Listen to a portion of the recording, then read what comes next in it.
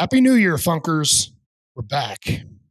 Episode 5 of What the Funk. And this is one that I've been really keen on, really ever since the Inflation Reduction Act came out. I don't really understand the Inflation Reduction Act.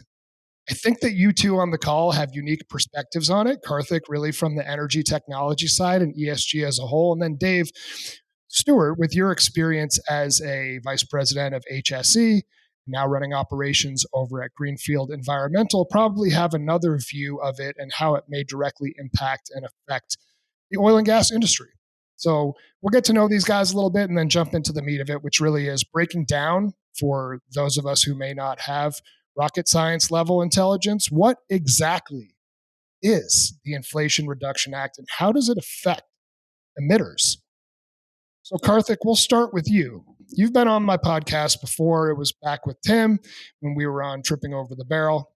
But why don't you give kind of a quick highlight of who you are, who Actual is, and then Dave will jump into you and some of your background and then jump into it. Absolutely. Jeremy, thanks for having me today. So my name is Karthik. I'm one of the co-founders of a company called Actual. So my background actually originally started in aerospace. So I did a PhD in aerospace engineering. Then I went into consumer electronics. So I was co-founder and CTO of a consumer electronics company. Basically had a kind of a unique opportunity to take a product from basically napkin all the way out to high volume mass production. So kind of firsthand, how do you set up manufacturing lines overseas? How do you make a supply chain work from scratch? How do you turn that into products that are on the shelf at Best Buy on Amazon? Once we got acquired, I thought to myself, I did a PhD at this point, I could do something in the aerospace world. So I went to Airbus, and I started a program at Airbus called Airbus UTM. It's called Altascope then, it's called Airbus UTM now. But basically designing the future of air traffic management, air traffic control. So how do you take delivery drones, autonomous air taxis, autonomous cargo jets, things like that, and integrate them into an airspace that really hasn't changed very much since essentially post-World War II. And as part of that, spent a lot of time working with regulators, transportation officials, and started to see that a lot of the challenges that I was trying to solve in terms of modernizing air traffic control infrastructure was the same kind of challenge that the environmental ministers, the transportation ministers, the energy ministers around the world were grappling with when it came to thinking about climate, energy, things like that.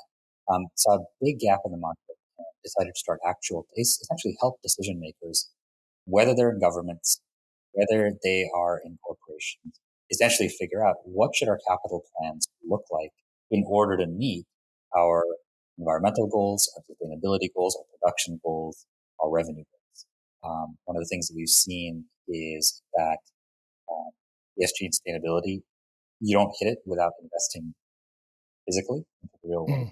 And that's what we're doing, is building tools to help the people who are making those investment decisions actually figure out what to invest in and whether or not that investment is going to get them to their goal or not.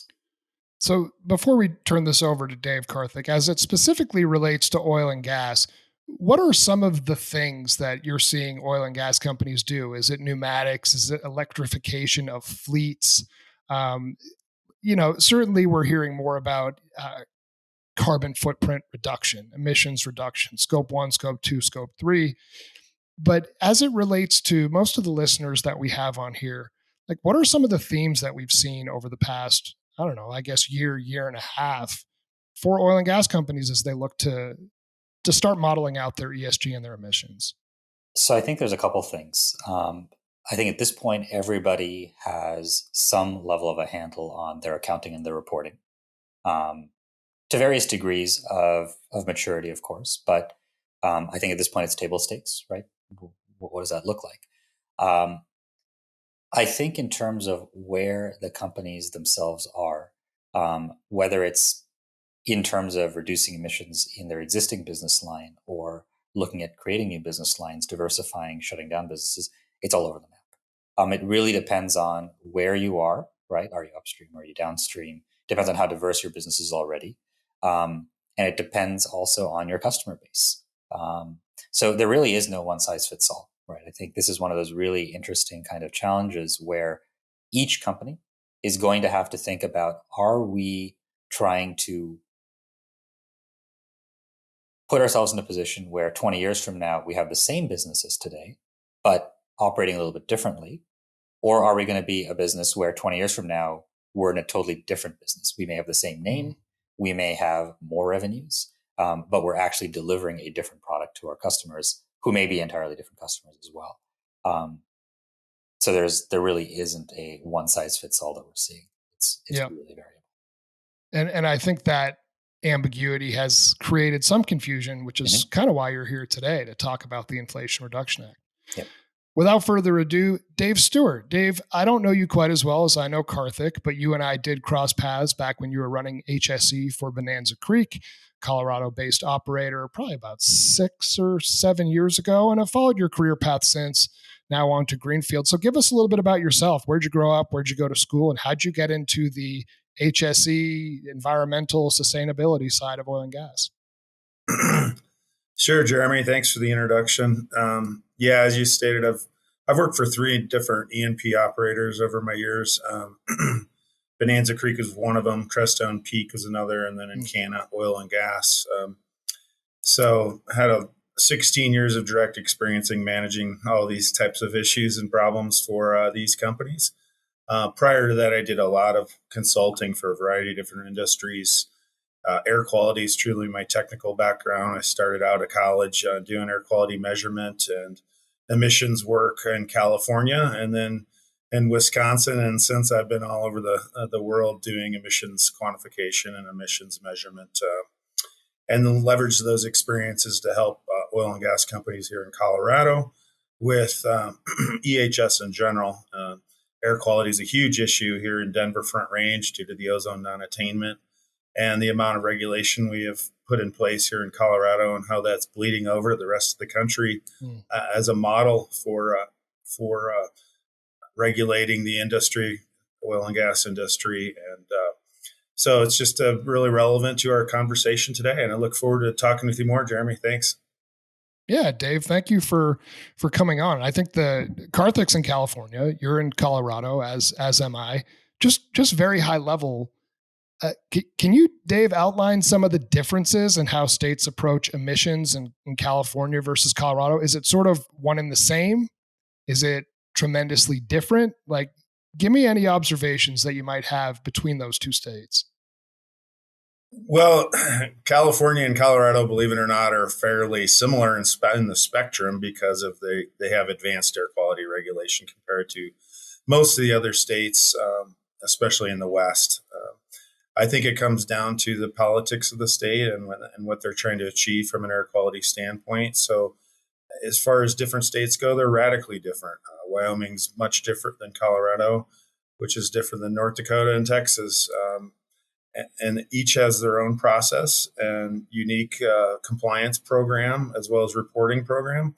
So a guy like Karthik, I can commiserate with you on trying to develop systems that can meet all those types of requirements, because they are very unique state by state, and even in Colorado down to the county and the municipality level as far as reporting emissions go. So vastly different. Environmental policy is different ways to attack environmental problems, and some have chosen to do more proactive means of working with the operators and getting ahead of this. Others have chosen a more retroactive sort of penalty type approach, which kind of leads into the Inflation Reduction Act. It really is an emissions penalty act on those that are emitting methane and other greenhouse gas emissions. So that's my perspective on it. Look forward to hearing yours, Karthik. Yeah, I am too. And I think that leads me into, maybe Karthik, this is a question for you as we jump into the bulk of this conversation, which was, what the hell is the Inflation Reduction Act? Because there's a lot in there. But Dave mentioned the differences between states. What they have in North Dakota versus Texas versus Colorado versus California is different. Is the Inflation Reduction Act designed to create uniformity throughout the lower 48, or what exactly, maybe even taking a step back from that, what is the Inflation Reduction Act? And then how is this going to affect or maybe unify states from a either reporting or emissions reduction perspective, if it does? Yeah, so it's interesting. the Inflation Reduction Act, the goal really is looking at what's driving inflation today. Obviously, a huge amount of money supply going in to creating a huge amount of demand. That gives us a really good signal of what consumers are looking to buy, right? And one of the things that drives inflation is when supply isn't meeting demand. When you have a lot of cash out there and everyone wants to go buy an EV, guess what happens to the price of EVs? They skyrocket. When everyone wants to go and buy a heat pump for their house, when everyone wants to go buy an induction stove, they want to put solar on the rooftop, X, Y, and Z.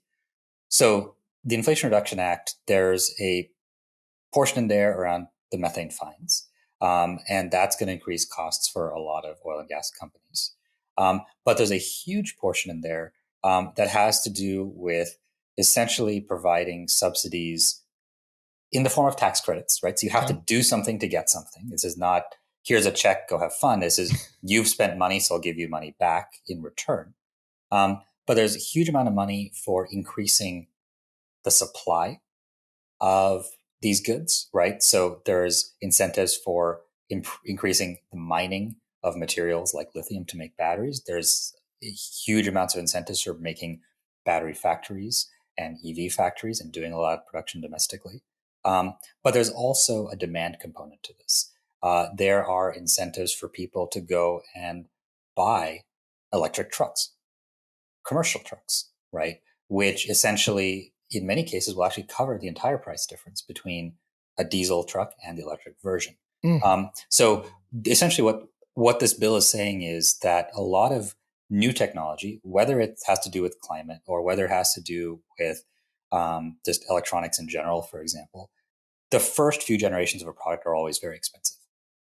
And as you go through the manufacturing process, generation after generation, you're getting better at manufacturing, but you're also doing things in higher volume, which means the prices come down. Yep. And so what the IRA is really trying to do is bring down those initial costs in terms of what's being passed on to the consumer. So building that first generation electric truck is going to be really expensive because it's the first time you got to build a factory. You don't know what you're doing, so you're making a bunch of mistakes and all this kind of thing. But by subsidizing that, you're bringing that cost much closer to the existing generation of things. And what that means then is when the demand is there for this new generation of things, you don't see it in the inflation, right? Because the cost that gets paid is the same. So the price of that basket of goods, which is what drives inflation, is kind of similar. Of course, inflation happens much more quickly than you're going to get these factories built. So there's a question of whether it's actually going to reduce inflation or not. But that's what the bill is named. So that's at a very high level what the bill really is about, right? Is we've seen where consumer pressure is going. We're seeing where international pressure is going. We're seeing investments that are being made in the European Union. We're seeing where investments are happening in Asia Pacific, in a lot of the countries there. This basically is how do we ensure that American companies are producing goods that are competitive on those stages as well. Fascinating. No, I think that's a great grassroots explanation. And Dave, I want to turn it over to you on really, certainly everything that Karthik said, how that resonates with you, and then also the view from the oil and gas company. Not just the oil and gas company, but the oil and gas services company, like a Greenfield Environmental, that's going around effectively looking to be an emissions reduction play, plugging and abandoning various wells. Talk a little bit about how the IRA has a very direct impact for oil and gas. Yeah, thanks, Jeremy. So I share a lot of the same thoughts that Karthik had with regards to the Inflation Reduction Act. Definitely provides financial incentives for innovation and all those types of things. But the other thing that I'd point out is it really does bring a large focus on emissions reduction for oil and gas industry specifically. And in addition, it provides money for methane research as far as monitoring goes and techniques to reduce emissions. So it's both a carrot and a stick, right? We have the carrot being, we'll give you some money to go out and invest in new technology and try to reduce your emissions. But at the same time, it has two big sticks: the waste emissions charge fee and the federal lands waste fee. So both of those fees are very impactful to the oil and gas industry, and drive change. We constantly in the oil and gas industry are striving to do better. And so a number of the companies that have always been working on this won't be heavily impacted by the waste emissions change fee, to be honest with you. It's going to be those companies that have kind of languished or not focused on this as a priority, or those companies that have older assets where just the return on investment has prevented them from doing things that other companies are doing. It's just cost prohibitive, and the play would no longer be economic for them. So we're in an interesting time here in the U.S. where we need as much production as we possibly can get. Sure. You're seeing that in Europe and elsewhere around the world. But at the same time, we need to do so in a much more efficient way. And this bill provides that path towards helping companies reduce emissions and incentivizing them with that stick approach is they have to pay if they don't reduce emissions. And I think it's going to be very hard on the small operator, to be honest with you. I think the large operator that works across multiple basins and has advanced systems in place and has been working on this for a long time will be less impacted than the mid to small size E&P operator. So I think there's opportunities here for a lot of us that are in this ESG space to help companies, help them comply with this, help to reduce their liability and their risk overall, and basically take advantage of the carrots that are in the IRA as well to help them achieve this in as economic a way as possible. Dave, you have run HSE groups, right? Health, safety, and environmental, EHS, whatever order you want to put it in. And Yep. to me, when I really started first dealing with people that have HSE titles or objectives within oil and gas companies, it seemed like a necessary evil and much like a tactical position. That's really shifted. A lot of these people who are in those roles now are charged with strategy around emissions reduction, with beyond just telling us what the spills were and reporting them, but going way ahead of that, right? So that we can forecast what those emissions and what the carbon footprint is actually going to look like. Have you seen that shift as well in your 16 years from more tactical response to strategic and a much larger seat at the table within the boardroom? Absolutely. That's been basically my whole career. When I first started out, EHS wasn't nearly as taken for as seriously at the leadership level. I think safety always has been, but as far as the environmental and some of the air quality aspects, they were dealt as a business expense that needed to be managed. And that has definitely shifted into a much more strategic role, especially here in Colorado. It's been ongoing. We've had 15 years of air quality regulation piling up one after the next as fast as you can put them together. And, those companies that understand the regulations, understand how to work within them and guide them in the most cost-effective way are more successful than those who are not, especially here in Colorado. And I think with the Inflation Reduction Act, it just emphasizes that this is going nationwide and the strategic portion of air quality and how you build that into your business model is becoming ever more important. So thank you, Dave. That's really, really good insight. We had Bear Givan, who's the CEO of a company called EarthView that effectively puts methane emission sniffers on wells, but they also put emission sniffers in landfills.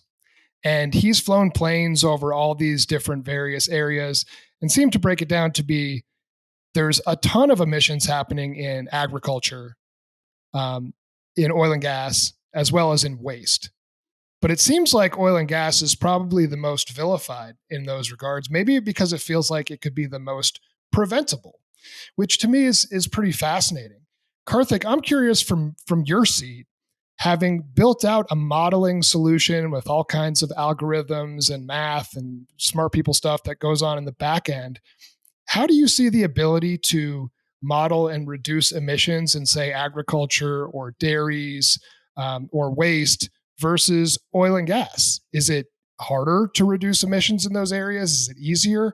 What are some of the moves that companies can make, and how much of an impact do you see these companies having if they do model out their emissions? Yeah, that's super interesting because there is absolutely a lot of emissions, especially methane emissions, coming from outside of the oil and gas sector. One of our one of the companies that we work with very closely is a group called the New Zealand Merino Company, and they represent hundreds of family farms in New Zealand that produce extremely high quality merino wool. This is wool that goes into products from companies like Allbirds and Smart Wool and Icebreaker and Laura Piana and Gucci and brands like that. Wow. So you buy a wool suit. Guess what? There is methane emissions that came out as a result of producing the wool for that suit, or for the socks that you're wearing, or for the sweater that you have, what have you. I think that there is, number one, absolutely a different perspective in terms of how people see the defensibility of the emissions, right, at a social level. Because it's easy to say, well, I'm going to replace my gas car with an EV, or I'll ride a bike more. But people are not going to say, well, I'm going to stop wearing clothes, hopefully. Right? There's a certain element of, is it replaceable or not? The other aspect of it, I think, is that for certain things, there's a very direct set of levers that you can pull, and for other things, it's much more difficult. So I think this is where the particular solutions that you're going to employ, right? Whether with animals, you could be looking at things like biodigesters on site. You can feed the animals different things, reducing the emissions. Fundamentally, you're trying to do the same thing as if you put sniffers on wells, capping wells, leak detection, all those kind of things. Fundamentally, the impact is the same. We have a leak rate of X, and we want to make it Y. And how do we do that? I think the difference is how dispersed is the problem, right? And specifically, how permanent is that solution as well? If I go in and I retrofit a well, if I cap a well, if I put a sniffer in, how permanent is that 5 years down the road, 10 years down the road? Am I seeing the problem again? In agriculture, is it a different set of solutions? And what's quite interesting, by the way, is that in a lot of supply chains, these industries come together. So when you think about fashion and you think about sourcing wool, well, guess what? There's oil products that go into the clothes you're wearing as well, right? The polyester, the rayon. So you have methane coming from both directions. There's a chemical challenge, and in the production of those chemicals, guess how the fuel for those chemical plants, guess where that's coming from? So there's a lot of intertwinedness and interdependency. So for a lot of companies that are household names, you go to the store and you buy a product. A lot of these different industries that are facing the challenge on the ground, they're all rolling up in that scope 3. And it's really a spider web type of a challenge, right? So you can't really separate and say, well, oil and gas is going to deal with this, and we don't have to deal with it. At the end of the day, you have to deal with it holistically. So we have, CERT gas, certified natural gas, and you see companies like Project Canary getting involved in that game. Are we going to see certified clothing, like carbon-free clothing? Is that something that's going to start happening? Yeah, that's a big push from the brands that we're working with. Is setting very ambitious targets, and actually that's one of the big challenges I think that's causing a lot of the political pressure now, in terms of what ESG really means, is that you've had a lot of groups that have realized for many, many years that saying, hey, we're going to be net zero by a certain date has been really profitable. But now the tone is shifting. You said you're going to be net zero by 2050 or by 2030. Are you getting there? Do you have a plan? Is it real? Or are you just, taking an ad out in the paper and calling it a day? And so now we're starting to see that rumbling of, is this real? Are you scamming me?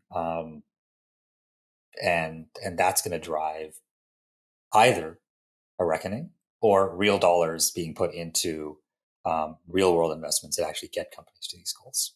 Yeah, and that's the accountability piece that I think everybody is yearning for. And man, I have two thoughts that I really want to jump into. One of them, before we start talking more specifically around the methane fees, my neighbor is the vice president of sustainability for Crocs, and they have very aggressive and ambitious mandates. Crocs are the shoes, right? They're rubber. They have plans to be net zero by 2030.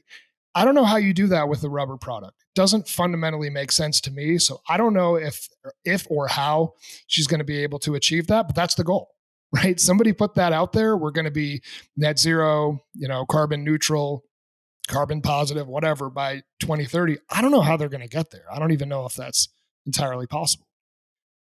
The other piece that I wanted to touch on regarding methane fees is just how big are some of these fees and fines going to be for a large operator? So let's take like one of the majors, or even a step down like an Oxy or a Devon. Like, how significant are these checks that these guys are going to have to write now because of the IRA?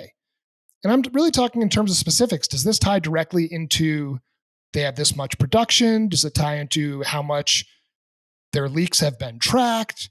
Like, Dave, give me a sense, if you can, on the methane fees and how that's going to play for some of these companies that have significant production profiles. Yeah, it's interesting. I've been talking with a lot of companies about this and talking to a lot of audiences about this. And,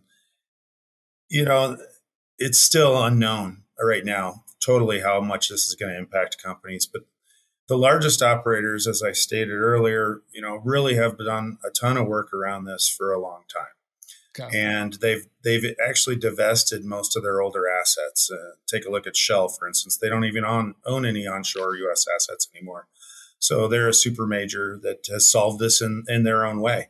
But a lot of companies, look at this and you have to be under the 0.2%, emissions intensity, and then you don't have to pay anything.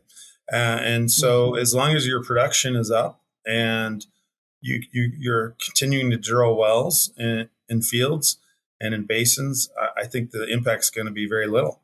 I think the bigger impact is the, impacts of Quad O, B, and C that are coming down the pipe that kind of dovetail into this a little bit as far as attacking this whole methane problem. But I don't think the large operators are super worried about this particular fee in and of itself. I think they see the writing on the wall, though, and will continue to search for emission reductions and continue to push this. And as you stated, Jeremy, it's really bigger than just the financial impact of the IRA to the companies. It's to their how much their company's worth. Their net value is really what's important to them. And in the public eye, if you're emitting a lot of methane, your net value is going to go down now. It's just a fact of the new frontier we're in. Yeah. And so, frankly, for the majors and the super majors, that's much more impactful as far as a stock price goes and valuation of their company than this methane fee.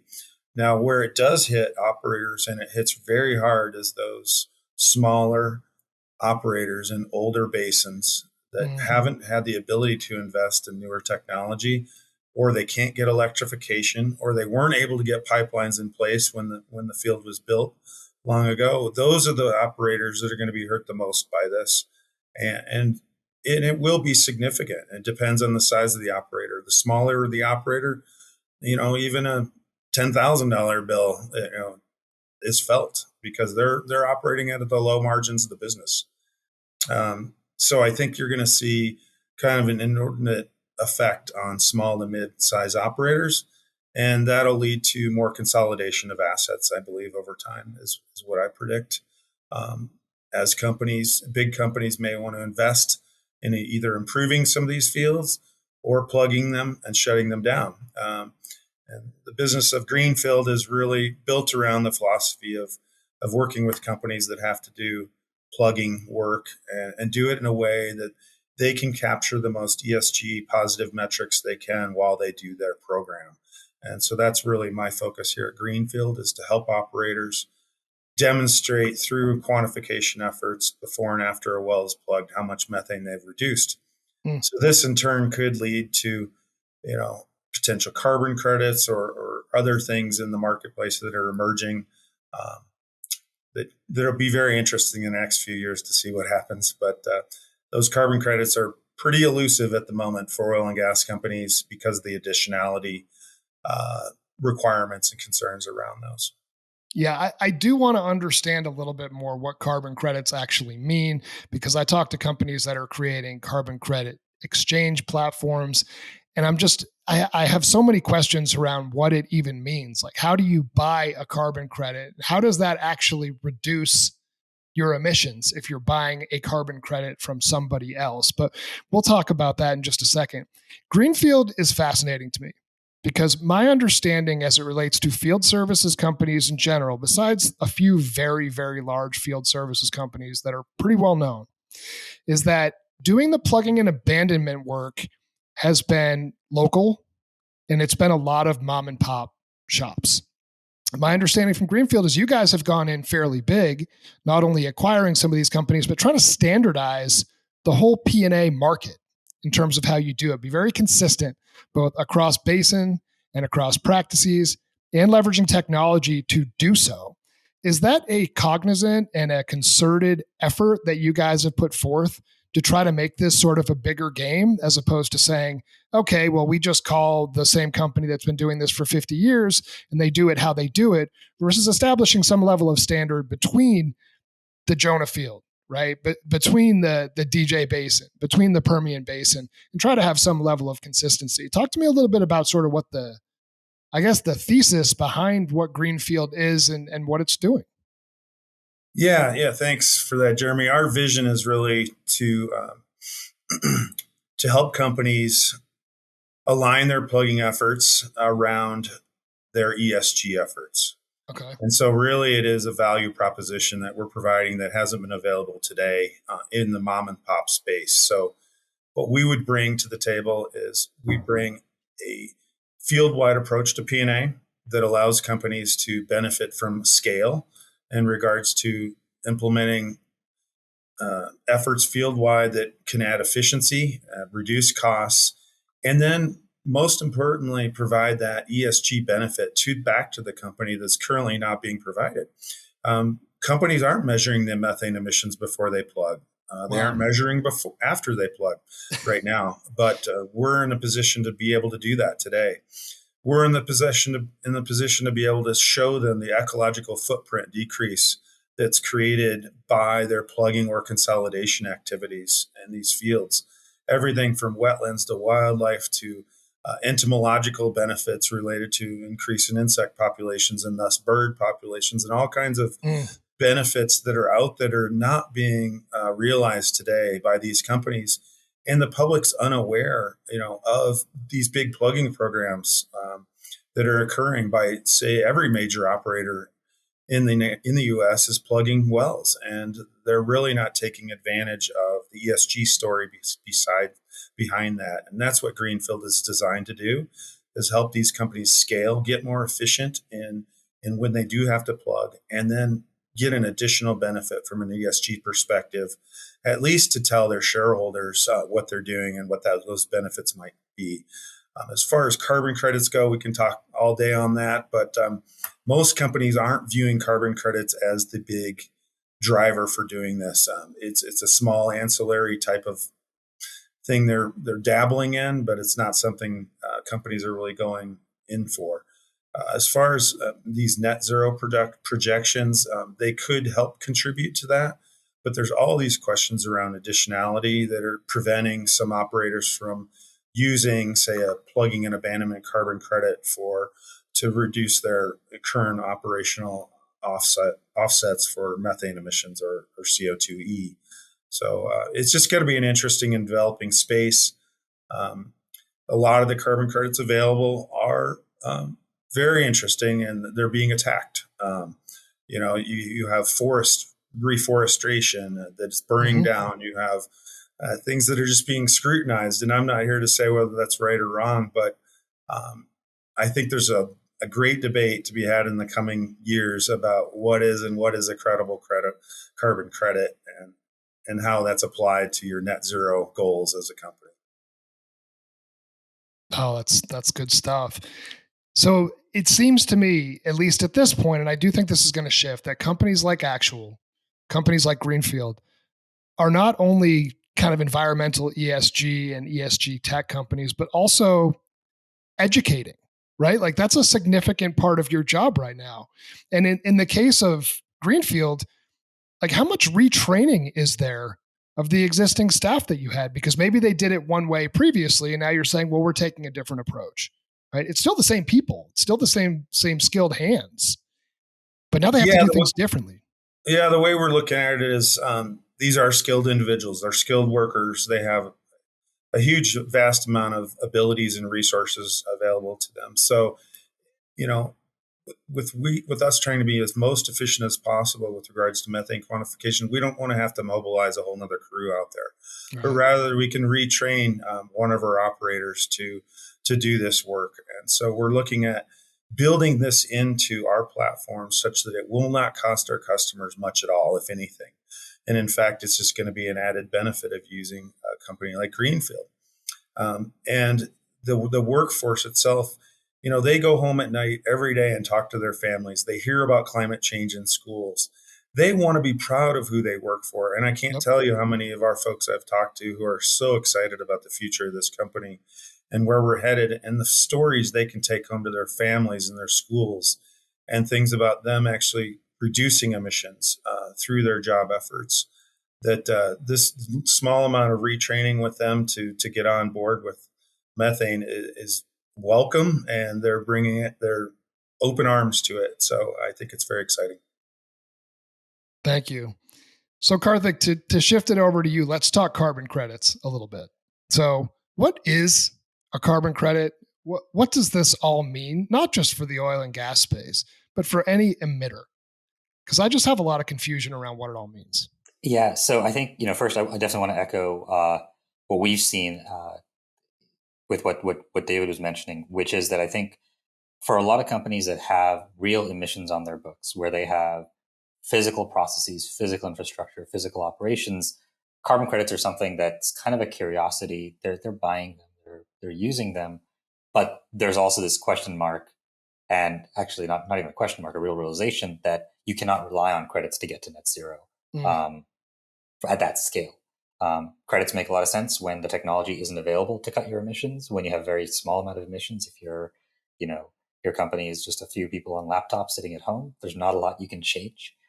So sure, buy some credits. But if you are running an operation with hundreds of farms, if you're running an operation with thousands of distribution sites, tens of thousands of trucks, what have you, the way you get to net zero is by investing in assets that don't pollute. What a carbon credit essentially is, hey, I don't really have a good way of cutting my emissions, or I don't really know how to cut my emissions, or I don't want to cut my emissions, so I'll pay you to do it anyways. Okay. Or I'll pay you to do it for me. So this, by the way, is one of the really interesting things about a company like Tesla, right? If you buy a Tesla and you charge it at a supercharger, how was supercharging free? Well, supercharging was free because they're paying for the electricity, but every time you charge, you're generating carbon credits. Tesla takes those credits and sells them. Got it. Right? And that's what's paying for that network. What's interesting then is if you charge at a supercharger, you technically cannot say that your drive was zero emissions because you're basically taking on the burden of the pollution. Tesla gets to say that. Well, so this is where credits start to become really interesting. So there's two big concepts in carbon credits that start to put a lot of pause for people. The first one is around additionality. So additionality essentially is, would this CO2 that was pulled in have actually been pulled in if the credit wasn't being purchased? So for example, if I go and I pay to preserve some forest, technically that's generated, and then someone says, hey, by preserving this forest, you're generating carbon credits. You're not really doing anything additional if the forest was going to be around anyways. Right. So there's a lot of debate about that in terms of, well, someone generated credits by taking someone's money and saying they were going to, not log a forest, but that forest wasn't going to get logged anyways because it wasn't in a great area to log. So there's no additionality. The second issue is around permanence. So permanence is really a big deal. So for example, if you go off and you plant a bunch of trees and 10 years from now, those trees burn in a forest fire, you didn't actually remove the emissions. You just time shifted them by 10 years. And so there's, in fact, a big question mark around compounding liability when it comes to buying carbon credits. If I buy, 1,000 trees worth of carbon credits. And 10 years from now, those trees burn down. First off, I need to go and replace those, except because of climate change, the rate at which fires are happening, the rate at which diseases are spreading is getting faster and faster and faster. And also, the cost of those credits are going up and up and up. And also, if I'm continuing to build my net zero strategy on credits, the number of credits I have in my portfolio is going up. So you've got three things that are compounding and accelerating. So this is actually one of the big reasons why for a lot of companies are saying, you know what, carbon credits are something we're dabbling in, but we're going to focus on real investments on our assets to cut those emissions. Because then you have a sense of, okay, there is additionality. If we didn't buy this electric truck, we would have been burning fuel. There's a sense of permanence, right? The electric truck is not polluting relative to the diesel truck, and so on and so forth. There's definitely a place for carbon credits, I think, especially when you start to think about newer technologies, carbon capture sequestration that's being put on on factories and plants. There's some really interesting things that are happening in the marine space using lime and other kind of chemical reactions to absorb things. And then there's also almost inverse oil wells, if you will, pulling CO2 out of the atmosphere and turning it back into oil, I guess, and putting them back into wells. There's a lot of really interesting stuff out there. And we're going to, I think, shift a corner around what credits mean into things that are additional, that are permanent. But right now, there's a lot of different things out there, and each type of credit has to be looked at and studied on a case-by-case basis. You know, my good buddy, Chuck Yates, also a podcaster at Digital Wildcatters, pointed out to me that whales, like not whales like somebody in Texas might say about an oil and gas whale, but whales themselves, the mammal, are amazing carbon capture devices. And with the reduction of the amount of whales due to all of them that were killed off for oil and things like that over the years, carbon emissions have increased. I don't know, maybe that's just a crazy conspiracy theory, but truly, whales, I guess, capture a lot of carbon, and when they die, they just sink to the bottom of the ocean, which effectively could be a positive thing. Anyways, that's just me on my soapbox talking about whales. As far as carbon credits, is this like a Bitcoin? Like, is there a monetary value assigned to an individual carbon credit? Like one carbon credit's worth $70,000 or something? There's all sorts of values. It depends on, is it a voluntary credit? Is it is it a mandate? Right? There's that. There's credits in terms of how well is it certified. There's credits in terms of, is it a nature-based solution? Is it based on CCUS? So what is the process that's generating it? These credits can change, the values can change over time. So if you have a massive forest fire and a lot of credit lands, credit producing lands get destroyed. So there's this huge market. I think one of the really interesting things that we've seen is that a lot of innovation in the credit space in the last 5 years or so has been on the financialization of the transaction. But at the end of the day, it's a physical world problem. And I think that's where the real challenges lie. It's not around, are we tracking it? Are we making it a more liquid investment? The real question is, can you prove that there is an additionality and permanence? Can you prove the quality of the credit?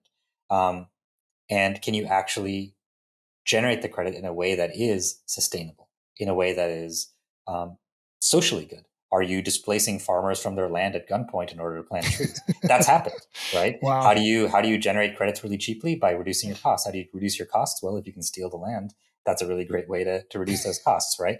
So there is a social impact to this as well. There are government policies that assume a certain amount of credit generation that are basically being shown not to be true. You know, a big part of the state of California's climate goals is based on a certain amount of reforestation. Guess what California is facing a lot of now? Wildfires. There's a systemic over-crediting in California's forests. There's more credits being generated than actual carbon being captured. And this has been a number of studies in the last year that have shown this. So I think in the credit space, there's the financial transaction piece. The rails are there. It's not that hard to buy and sell them and trade them. But what's physically happening in the real world, that's the whole purpose of buying the credit. That's a lot harder to show. And that's really why a lot of companies are saying, you know what, our investment is going to go into emissions reductions because I can see that. I can see the impact of spending this dollar versus wiring somebody some money and hoping that it worked out. Yeah. So, like most things in the ESG world, it's fairly ambiguous, right? It's changing consistently, and even though there is a monetary value put on it, it varies as to what the monetary value actually is. Dave, I want to, before we wrap up, shoot this over to you. So I've had a number of people on this podcast. I live out here in Colorado. I have friends who work in the oil and gas space and the oil and gas field services world, and they're confident that here especially, we're doing the best job possible and a better job certainly than other countries every time we drill, complete, and produce a well. So we're seemingly doing the right things or moving in a direction where things like the IRA are continuing to impact the right behavior and influence people to do those right things. But then what do we do about other countries that may not be nearly as clean, that definitely aren't nearly as clean, or don't have IRAs coming down the pipe? That's still going to create some emissions. So do we just throw our hands up and say, well, we're doing our best? Like, how does this work from an international perspective? Well, that's a tough question. I think it comes down to the consumer's choice.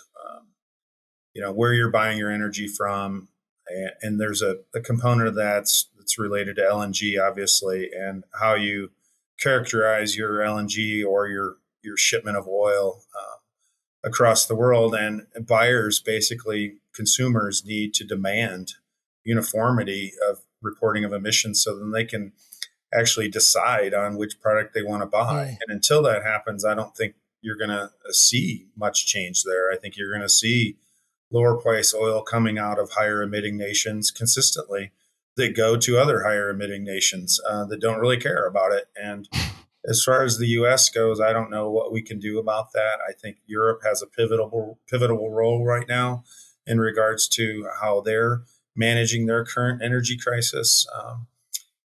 And I think as a net energy exporter, we're just really under the gun to demonstrate how low emitting our fossil fuel production is and how we're continuing to address that going forward in ever more pressing ways. And I think that as far as some of these higher emitting nations, I don't have the answer. I don't know how to turn Angola around or somebody like that that's producing a higher emitting barrel of oil or a higher emitting MCF of natural gas. But it comes down to the buyer ultimately. So you're going to get a world where there's going to be clean energy producers and buyers, and that's where the United States has to be in that clean energy spectrum. And then I think you're going to have the lower cost dirty spectrum, regardless of what policies and procedures we put in place as a nation. It's just inevitable, and that's just my opinion. But yeah. Well, Karthik, you travel internationally a ton, so I'm sure you see lots of differences. Where does the U.S. kind of stack up from our desire to be or to have a low carbon footprint compared to some of the other places you travel to? Yeah, it's super interesting. The reality is Europe certainly has a pivotal role to play in terms of driving the emissions reductions.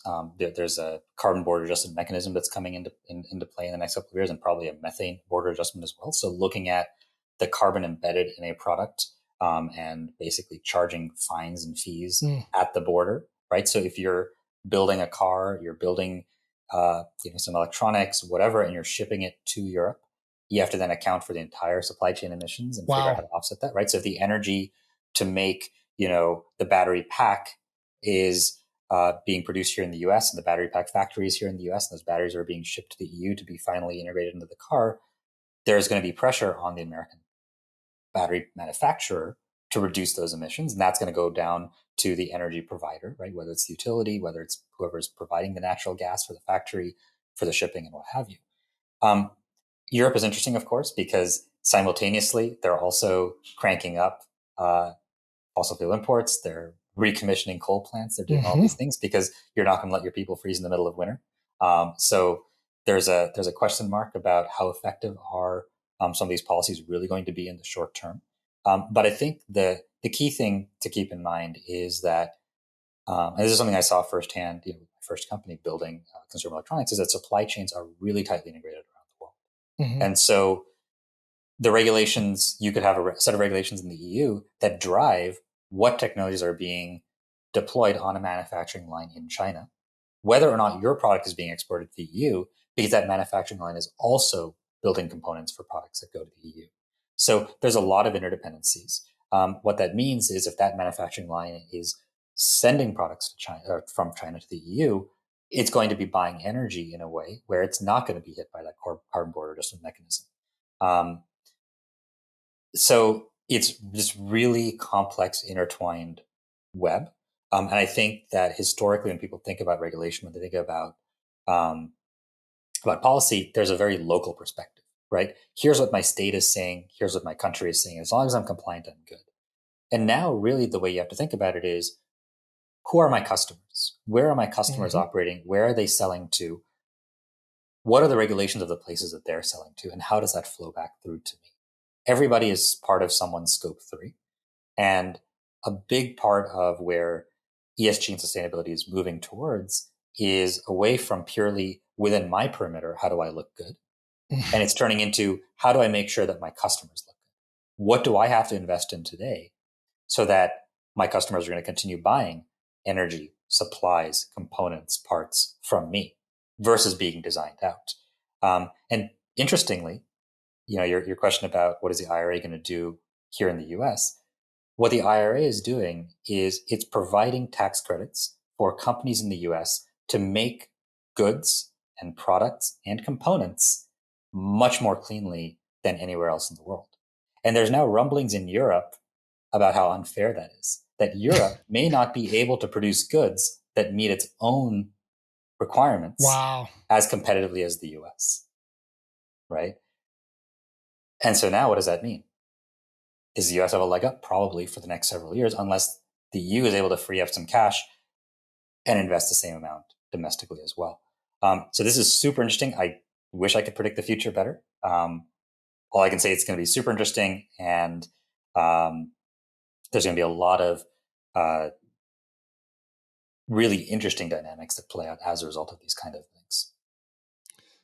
Fascinating discussion. Well, wanted to thank you guys for coming on. I feel like this is the type of thing where you guys need to come back on every 6 or 12 months and give us an update on how this is actually working in practicality. But just a quick shout out to both Actual and Greenfield, companies doing really good work in the emissions reduction, oil and gas space, and really leveraging best of breed expertise with people like Karthik and David. So thank you guys for making time to come on What the Funk today. I learned a lot. Hopefully the listeners did as well. And boy, this is a convoluted topic. Thanks, guys.